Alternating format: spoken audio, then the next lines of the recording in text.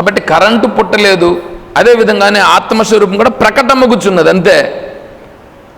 నువ్వు కూడా తెలుసుకుంటే నువ్వే కూడా కృష్ణుడే. భగవంతుడు అదే చెప్పాడు, జన్మ కర్మ. నేను ఎలా కర్మ చేసినాను, నా జన్మ ఎటువంటిది నువ్వు తెలుసుకో. తత్వత అంటే ఇక్కడ ఎట్లా ఉందో అక్కడ అట్లాగే ఉంది, తెలుసుకో. ఎప్పుడన్నా విన్నారా ఇట్లాంటి మాటలు? విన్నప్పుడు విని తెలుసుకోవాలంటే ఏం చేయాలి తెలుసా? ఈ మార్గంలో పోతూ ఉంటే తెలుస్తుంది. ఈ మార్గంలో పోయి ఏనుగు స్నానం చేస్తుంది, బయట వచ్చి మళ్ళీ ఏం చేస్తుంది? చెత్త వేసుకుంటే వద్దు, మనకు పాస్ట్ వద్దు. విను ఇప్పుడు విను.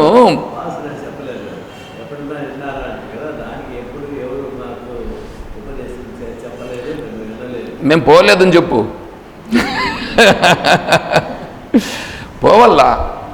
ఆత్మేచ్ఛా వ్యవసీయతాం నిజ గృహాత్ తూర్ణం వినిర్గమ్యతాం. తూర్ణం వినిర్గమ్యతాం. వెళ్ళిపో, ఇల్లు ఇడిచిపెట్టి పో. మనం ఏం ప్రయత్నం చేసాం? ఏమన్నా ప్రయత్నం చేసామా? మరి ఏం ప్రయత్నం చేయకుండా ఎవరు చెప్పలేదు అని అంటే ఎలాగా? కాబట్టి అట్లా కాదు. అయ్యా బాబు, ఎవరన్నా వస్తే కాదు, నువ్వేం ప్రయత్నం చేసినావు అది చెప్పు. ఎవరన్నా వచ్చేది కాదు, నువ్వు వచ్చేదానికి వచ్చేటట్లుగా నువ్వు ఉంటే అప్పుడు నీ దగ్గరకు వస్తారు. వచ్చేటట్లుగా మనం ఉండామా అనేది చూసుకోవాలి. కాబట్టి ఏం చేయాలి? మనం పోవాలి. అది హాస్పిటల్కి పోలా? ఎందుకు పోయావు? అది బాధకు పడినావు కాబట్టి అది తెలిసింది. ఈ బాధ నీకు కలగలేదు కాబట్టి నువ్వు పోలేదు. ఇది బాధాన్ని గుర్తించలేదు. పైగా నువ్వు ఏది పట్టుకున్నావో అదే కరెక్ట్ అని కూర్చున్నావు.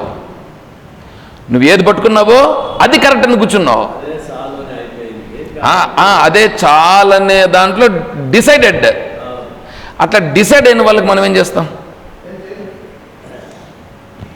పెట్టినా లోపలికి వెళ్ళదు.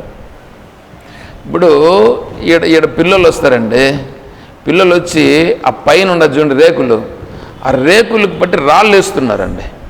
రాళ్ళు వేస్తే ఠంగ్ అంటే సౌండ్, నాదెట్ల సౌండ్ వచ్చిందని చూస్తున్నారు. నేను ఏం మాట్లాడాలా? చూడండి ఎట్లా ఉందో. ఉండలేను, మాట్లాడలేను, అట్లాగని గమ్మున ఉండలేను. డోర్ వేసుకొని గమ్మున కూర్చుండేది. నాకేంటంటే నేను యాక్చువల్గా దీన్ని ఏదో ఒక విధంగా మనం చెప్పాలని అనిపిస్తుంది. నాకేం సంబంధం? ఇప్పుడు వాడిని మాట్లాడాలని అనుకోండి, మాట్లాడతా. రిప్లై వస్తే కూడా దానికి కూడా సమాధానం చెప్తా. కానీ నా సాధు ధర్మం ఏంటంటే ఏదైనా ఉంటే దానికి సంబంధించి నేను మాట్లాడాల్సి ఉంటుంది. ఎందుకంటే నువ్వు ఒకడు మాత్రం మాట్లాడుతాను, ఏం నీకు, నువ్వు కూర్చోప్పా అని అన్నారు అనుకోండి. అప్పుడు ఒక సాధువుగా ఏం చేయాలి? నేను దాన్ని మనం మాట్లాడడానికి అవకాశం ఉండదు. అంటే దానికి అక్కడ ఏమన్నా జరుగుతూ ఉంటే అప్పుడు మనం దాని గురించి కూడా ఏమన్నా మాట్లాడడానికి అవకాశం ఉంటుంది. అంటే ఏంటి? చూస్తూ కూడా గమ్మున ఉండాల్సిన పరిస్థితి.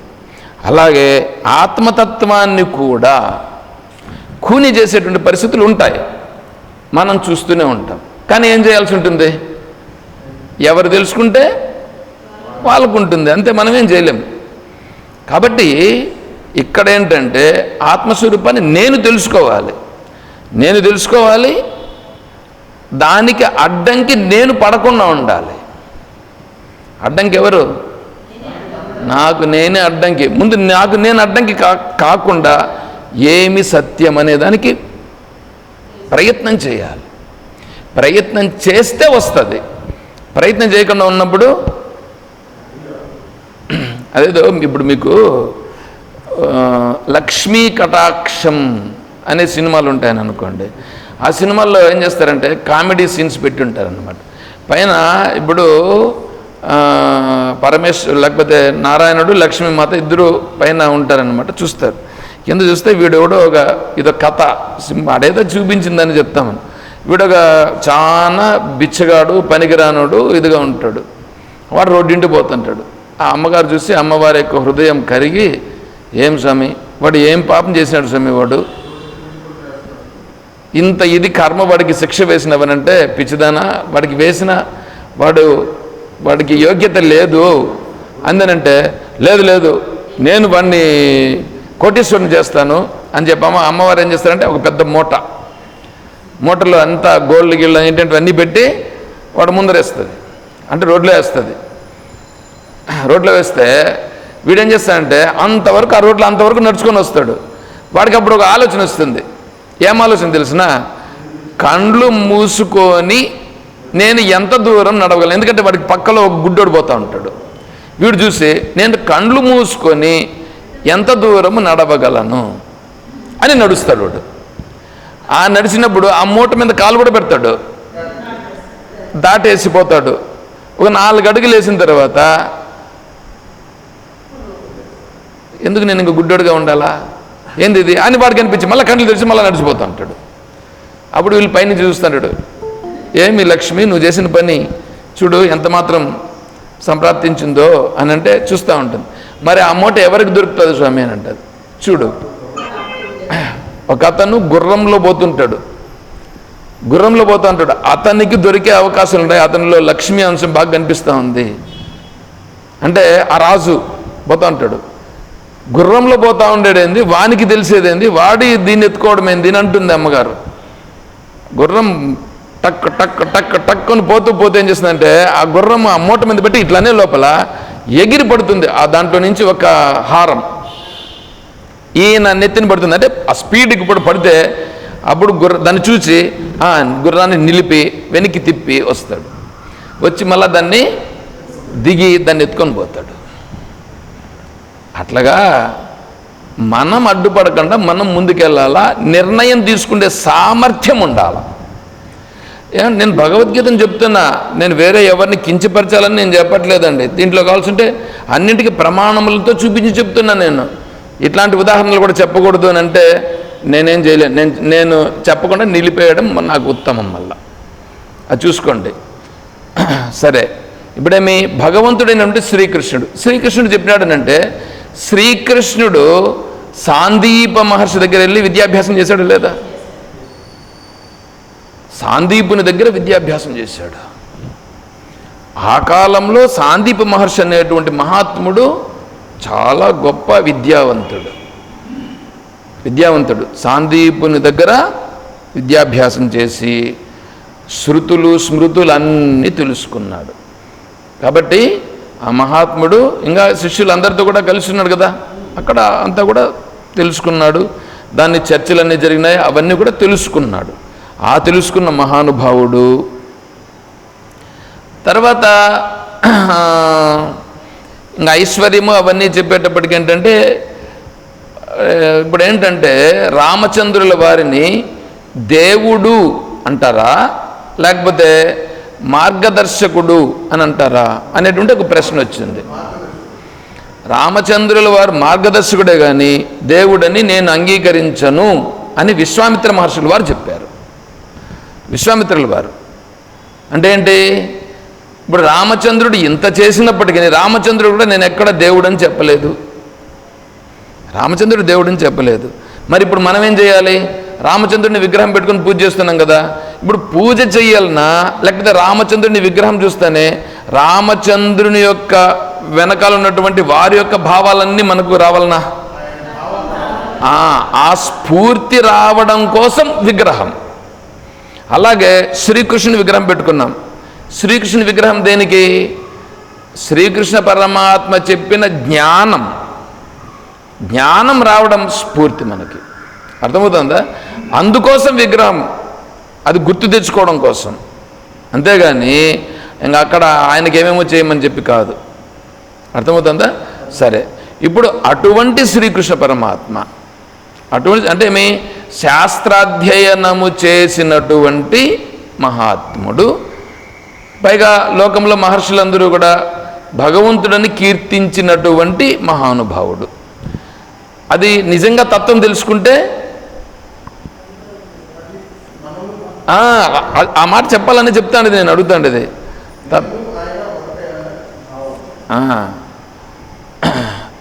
దేహో నాహం శ్రోత్రభాగాదికాని నాహం బుద్ధి నాహం అధ్యాసమూలం సత్యానందరూపశ్చిదాత్మ మాయా సాక్షి కృష్ణ ఏవ అహమస్మి. కృష్ణ ఏవ అహమస్మి, ఆ కృష్ణుడు నేనే. అహం బ్రహ్మాస్మి, బ్రహ్మైవ అహమస్మి, నేనే బ్రహ్మము, బ్రహ్మమే నేను. ఇప్పుడు దేవుడు అనేటువంటి వాడికి తేడా చోటు ఎక్కడుంది? వేరుగా ఏం లేదు, నేనే దేవుడు, దేవుడే నేను. అయితే ఎప్పుడు? బ్రాహ్మీ స్థితి నాది. ఈ అజ్ఞానం అనేటువంటిది తొలగితే బ్రాహ్మీ స్థితి అది తెలుసుకునే దానికి మనం ఉండం. ఆ తత్వాన్ని చాలా స్పష్టంగా చెప్పినటువంటి మహాత్ముడైనటువంటి ఆ శ్రీకృష్ణ పరమాత్మ నాటినాడు ఈ గీతా వృక్షమును నాటినాడు. వేదవ్యాస వివర్ధితం. నేను దేన్ని పట్టుకుంటున్నానంటే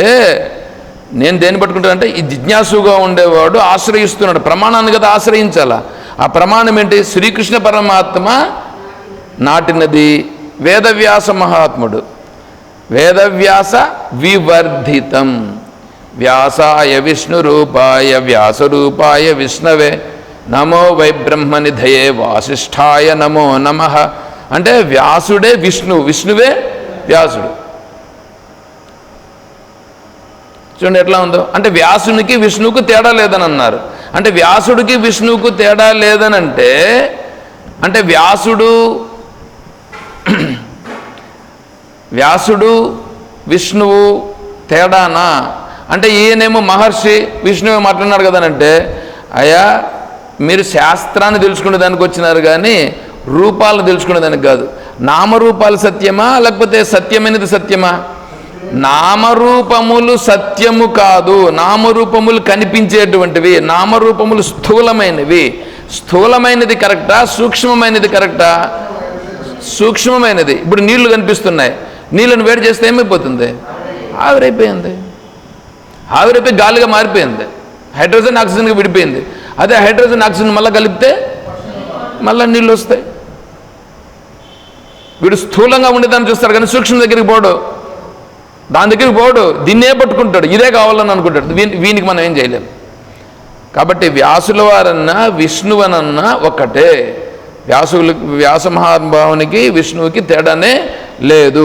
ఇప్పుడు ఏం చేశారు? వేదవ్యాస వివర్ధితం. సరే, వేదవ్యాస మహర్షుల వారు దీన్ని ఏం చేశాడు? వర్ధితం, దాన్ని పెంచి పోషించినాడు. అంటే ఆ వృక్షాన్ని శ్రీకృష్ణ పరమాత్మ బీజం వేయగా దీన్ని ఈయనేం చేశారు? వీరు వ్యాసుల వారు ఏం చేశారు? దాన్ని పెంచినారు. ఎట్లా పెంచినారు? శృతి శిరో బీజం ప్రబోధాంకురం.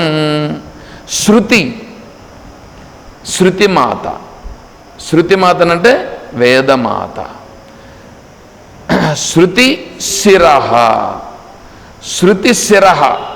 శృతి అంటే వేదమున యొక్క శిరస్సులు. వేదం యొక్క శిరస్సులేవి అంటే వేదమునకు శిరస్సు అంటే ఆ వేదము అనేటువంటిది ఏది ఉందో ఆ వేదానికి చివరలో ఉన్నటువంటివి శిరస్సులు. అంటే తలమానికమైనటువంటివి. అవి జ్ఞానకాండ, అదే ఉపనిషత్తులు. అంటే ఉపనిషత్తుల యొక్క సారాంశమంతా తీసుకొని శృతి శిరో బీజం ప్రబోధాంకురం. బోధ అంటే ఆ శృతులన్నీ ఏవి చెప్పుచున్నాయో ఆ శృతులు చెప్తా ఉండేటువంటి దానిని అంతటినీ పట్టుకొని దానిలో ఉండేటువంటి సారాంశాన్నంతటినీ తీసి ఆ సారాంశాన్నంతా తీసి తనేం చేశాడు? తను దానిని ప్రసాదించాడు. అంటే అదే శృతులు ఏవి చెప్తున్నాయో దానిని తీసి తను ఆ అర్థాన్నే ఇక్కడ చెప్పినాడు.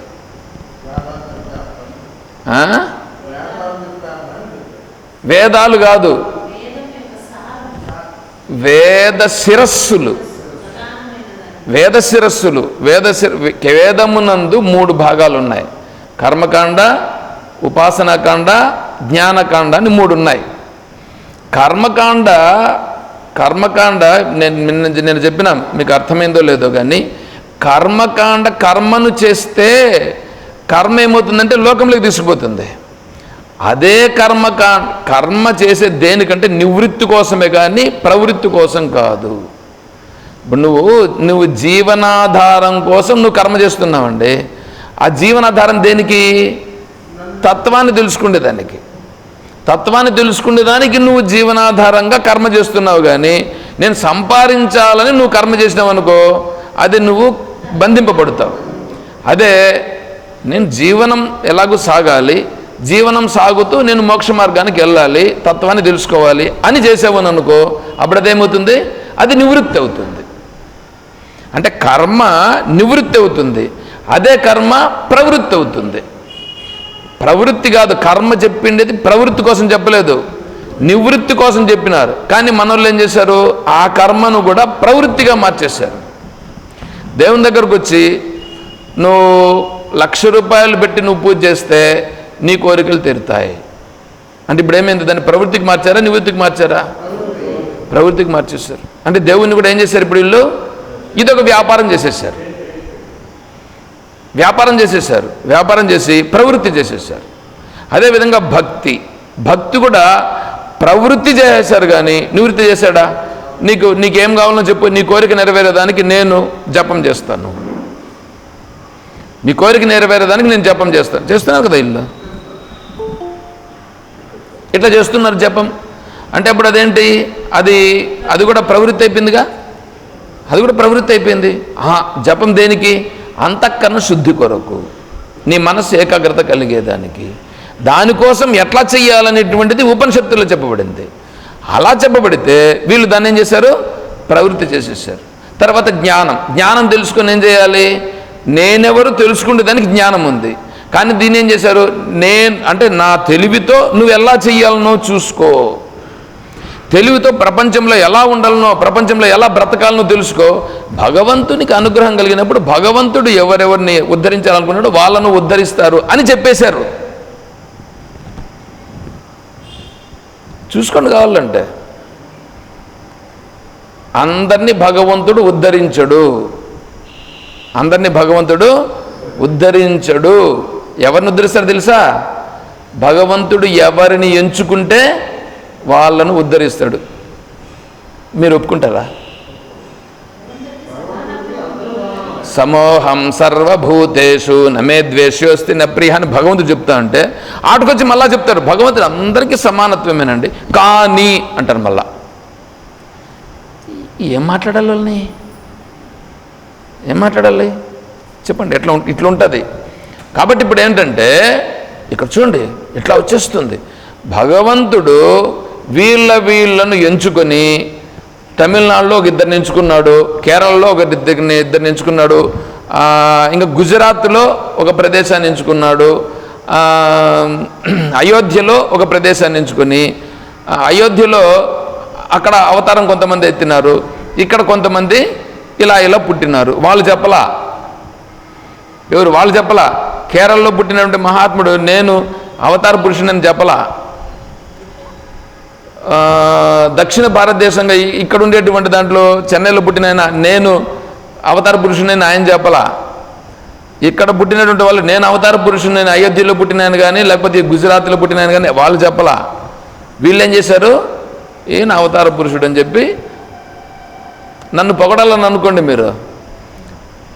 స్వామి నిజంగానే స్వామి అండి, స్వామి పుట్టినాడండి, ఆయన గొప్పవాడు, మేమంతా ఆ స్థాయికి సరిపోమండి, ఆయన నిజంగానే భగవంతుని స్వరూపుడు అని అన్నారనుకో, అదేమైపోతుంది?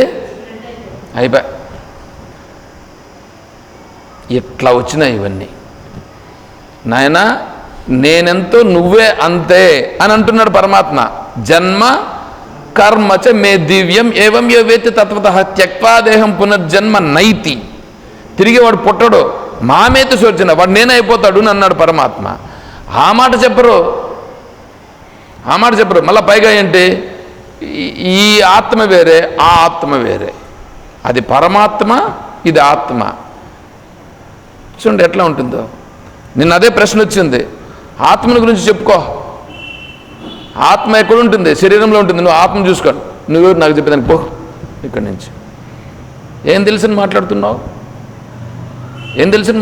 శాస్త్రం గురించి తెలుసుకొని మాట్లాడు. నేను శంకరాచార్య స్వామి వారు చెప్పింది దాన్ని బేస్ చేసుకొని చెప్తున్నా. కావాల్సింటే నువ్వు కూడా ఎత్తుకొని పో, దీన్ని ఫోటో తీసుకో, ఎక్కడన్నా నువ్వు వెరిఫై చేసుకో, ఎంక్వైరీ చేసుకో. కాబట్టి నన్ను ఏదైనా అడగండి, తెలుసుకోవాలనే ఉద్దేశంతో అడగండి, చెప్తా. తెలుసుకోవాలనే ఉద్దేశంతో కాకుండా, ఏమండి, తెలుసుకోవాలనే ఉద్దేశంతో కాకుండా వేరే విధంగా అడిగినారని అనుకోండి, సమాధానం రాదు.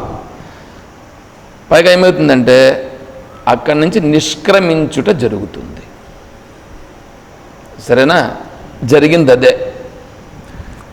సరే, ఇప్పుడేంటి? శృతి శిరోబీజం, శృతి శిరస్సులు అంటే ఈ కర్మ నివృత్తిగా మార్చుకోవాలి, భక్తిని కూడా నివృత్తిగా మార్చుకోవాలి, జ్ఞానం కూడా నివృత్తి కోసం కావాలి.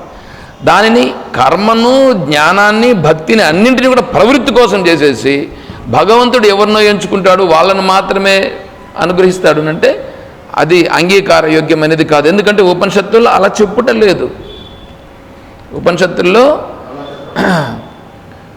ఏ భజింతి ఇతుమాం అని అన్నాడు కానీ భగవంతుడు నేను ఎవరిని ఎంచుకుంటాను అని చెప్పాడా? భగవద్గీతలు ఎక్కడన్నా చెప్పాడు? నేను ఎంచుకొని పలానా వాళ్ళను అన్నాడా?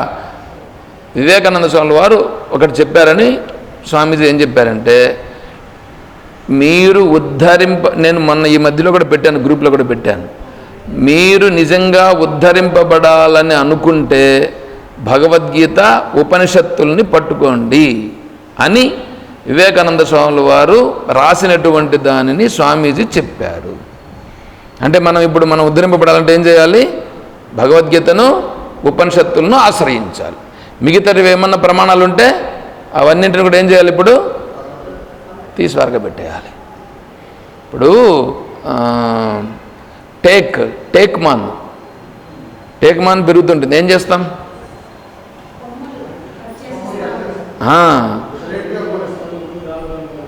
టేక్ చెట్టుకి పెరుగుతూ ఉంటుంది, అది ఒకవేళ ఇట్లా వస్తే కూడా మనమే దాన్ని నరికేస్తాం. ఎందుకు? స్ట్రైట్గా పోవాలి, దాని వాల్యూ అది కాబట్టి దాన్ని అట్లా పెంచాలి. అంటే పక్కలో వచ్చేటువంటివి ఏం చేస్తాయి? దాన్ని చేసేస్తాయి. అందుకని మన వాళ్ళు ఒక ఇదిలాగా పెట్టుకొని, కత్తి ఒకటి పెట్టుకొని కొంకి దాంతో తీసేస్తారు. అలాగా మనం కూడా ఏం చేయాలంటే వేరేటివన్నీ వచ్చి అడ్డుపడుతూ ఉంటాయి, వాటన్నింటినీ మనం కట్ చేసి భగవద్గీత, ఉపనిషత్తులు ఈ రెండిటికి సరిపోతున్నాయా లేదా? ఇంక వేరే ఏంటివన్నా చెప్పనిలే, ఎవరన్నా చెప్పని, ఏంటివన్నా చెప్పని, భగవద్గీతకు సరిపోయిందా?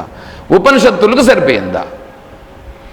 ఉపనిషత్తుల్లో కూడా స్వామీజీ నేను చెప్పాను కదా, నేను సన్యాసం తీసుకున్న తర్వాత నారద పరివ్రాజకోపనిషత్ అనేటువంటి దాన్ని వ్యాసాశ్రమం వాళ్ళు అది ప్రమాణంగా స్వీకరిస్తారు. నేను వ్యాసాశ్రమానికి సంబంధించిన వాడిని కాబట్టి నారద పరివ్రాజకోపనిషత్తులో స్వామి అంటే దాన్ని తీసి వారగా పెట్టాను. నేను ఇంకా ప్రశ్న కూడా అడగల. ప్రశ్న కూడా దాంట్లో నుంచి నేను అడుగుతున్నా, ఒక ప్రశ్న అడుగుదామని అనుకున్నాను. నారద పరివ్రాజకోపనిషత్తులో ఇలా చెప్పారు స్వామి అని అంటుంటే, నారద పరివ్రాజకోపనిషత్తు అది అథెంటికేటివ్ కాదండి, తీసి వరగబెట్టేయండి అని. ఇంకా నేను ప్రశ్న ఏముంది? ప్రశ్నే లేదు ఇంకా. అంటే అది ప్రమాణమే కాదు, ఇంక నీకు ఆ ప్రశ్న కూడా అక్కర్లేదు. చూడండి ఎట్లా ఉండదు, చూడండి అసలు ప్రశ్నే ఎత్తలేదు, ఇంకా నాకు ఇంక సమాధానం తెంపని ఉండదు. చూసారంటే నేను ఆలోచన చేసింది తప్పు అని వచ్చేసింది, అక్కడ అయిపోయి పోయింది అక్కడ అంతే. మళ్ళీ అది ఉపనిషత్తు అది నారద పరివ్రాజక ఉపనిషత్తు. నారద మహర్షులు వారు సన్యాసి అనేటువంటి వాడు ఎలా ఉండాలని చెప్పిన ఉపనిషత్తు. ఇంకా నారద భక్తి సూత్రాలు మొన్న ఏదో చెప్పాను నేను, ఇంకా నారద భక్తి సూత్రాలను కూడా వేరే వాళ్ళు రాసినటువంటివి అవి. ఇంకా నారద భక్తి సూత్రాల గురించి ఏం చెప్తారు. కాకపోతే కొన్ని మంచి విషయాలు ఉంటాయి కాబట్టి వాటిని స్వీకరిస్తాం. అది సరే. ఇప్పుడు ఇక్కడ శృతి శిరోబీజం ప్రబోధాంకురం అంటే శృతి శిరస్సుల యందు ఉన్నటువంటి సారాంశాన్ని మనకు అర్థమయ్యే దానికోసం దాంట్లో నుంచి తీసి చెప్పినారు. నానాశాస్త్ర రహస్య శాఖం, ఇంకా ఏమున్నాయి? నానాశాస్త్రములు. ఎన్ని శాస్త్రాలు అంటే వేదవ్యాస భగవానుల వారు వేదమునే అసలు 4 శిష్యులకు బోధించినారు. వారు ఒక్కరికి అన్ని బోధించచ్చుగా? లేదు. ఎందుకంటే వేదవ్యాస మహర్షుల వారు వేద రాశిని చూసి దాంట్లో నుంచి తీసుకొని దాంట్లో ఉన్నటువంటివి అంత జంబ్లింగ్ సిస్టంలో ఉన్నాయి. జంబ్లింగ్ సిస్టంలో ఆ మంత్రాలంతా ఉంటే దాన్ని ఏం చేశాడు, ఏ మంత్రం ఎక్కడెక్కడ సరిపోతుంది అని దాన్నంతా డివైడ్ చేసి దాన్ని 4 వేదాలుగా విభజన చేసి 4 శిష్యులకి 4 వేదములను బోధించారు. ఇప్పుడు 4 శిష్యులకు బోధించారుగా. అంటే ఇప్పుడు వీరికి ఉండే జ్ఞానం ఎంత ఉంటుంది? అటువంటి మహాత్ముడు అంతటిని శోధించినాడుగా. అందుకని వాటన్నింటిలో ఉండేటువంటిది ఉపనిషత్తుల్లో ఉండేటువంటి సారాంశం. వీటన్నింటిని తీసుకొని నానాశాస్త్ర రహస్యం అని ఉంటుంది చూడండి. రహస్యం అనేది ఎవరికి చెప్తారు? ఎంతో దగ్గర వాళ్ళకి చెప్తారు కానీ మిగిలిన వాళ్ళందరికీ చెప్పరు. అట్లా రహస్యమైనటువంటిది ఏమిటి?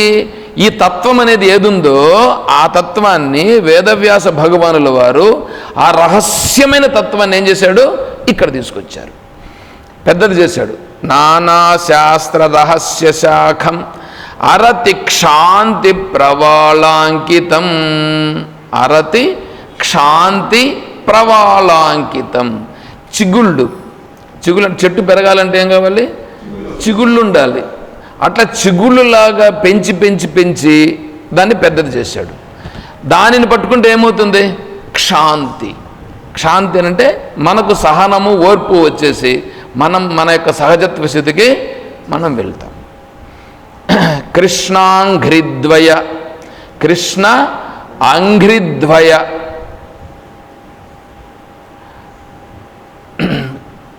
అంఘ్రి అంటే పాదము. కృష్ణాంఘ్రిద్వయ అంటే శ్రీకృష్ణ పరమాత్మ యొక్క పాదములు 2. ఎవరికైనా పాదాలు ఎన్ని ఉంటాయి? 2 ఉంటాయి. 2 పాదముల యందు అంఘ్రిద్వయ అంటే 2 ద్వయ భక్తి పుష్పసురభిం అంటే శ్రీకృష్ణ పాదార విందముల యందు భక్తిని ప్రకటించేటువంటిది. ఏమంటే శ్రీకృష్ణ పరమాత్మ అని ఇక్కడ చెప్పి పాదములను చెప్పినారంటే ఒక రూపం వచ్చేసిందిగా. ఇప్పుడు రూపం చెప్పేటువంటి దాని గురించే ఇది ఉండేది, ఇక్కడ కాదుగా. మరేమిటి? కృష్ణ అంటే ద్వే రూపే వాసుదేవస్య. నెక్స్ట్ శ్లోకం కూడా అదే ఉంది. కృష్ణునికి 2 రూపములు ఉన్నాయి. 2 రూపే వాసుదేవస్య వ్యక్తం చ అవ్యక్తమేవచ. వ్యక్తము అవ్యక్తమని 2 రూపాలు ఉన్నాయి. అవ్యక్తం నిర్గుణం రూపం, వ్యక్తమేతత్ చర అచరం. అంటే సగుణ బ్రహ్మ నిర్గుణ బ్రహ్మ, సగుణ నిర్గుణ బ్రహ్మలు. విశ్వరూప సందర్శన యోగం చెప్పినాం, భక్తి యోగంలోకి వచ్చినాం, అక్కడ చెప్పినాం సగుణ బ్రహ్మ నిర్గుణ బ్రహ్మ అనేటువంటి దాని గురించి. ఆ సగుణ నిర్గుణ బ్రహ్మలే ఇక్కడ భగవంతుని యొక్క శ్రీకృష్ణ పరమాత్మకు 2 పాదములు. నా స్వరూపమే ఇప్పుడు మీరే చూడండి. ఇప్పుడు సగుణం మాట్లాడుతున్నాం, ఇది సగుణం. తెలుసుకుంటున్నాం, ఇది సగుణం. నిర్మలంగా ఉన్నావు, అది నిర్గుణం. సగుణం ఇక్కడ ఉంది, నిర్గుణం కూడా ఇక్కడే ఉంది. నువ్వు సగుణమా నిర్గుణమా?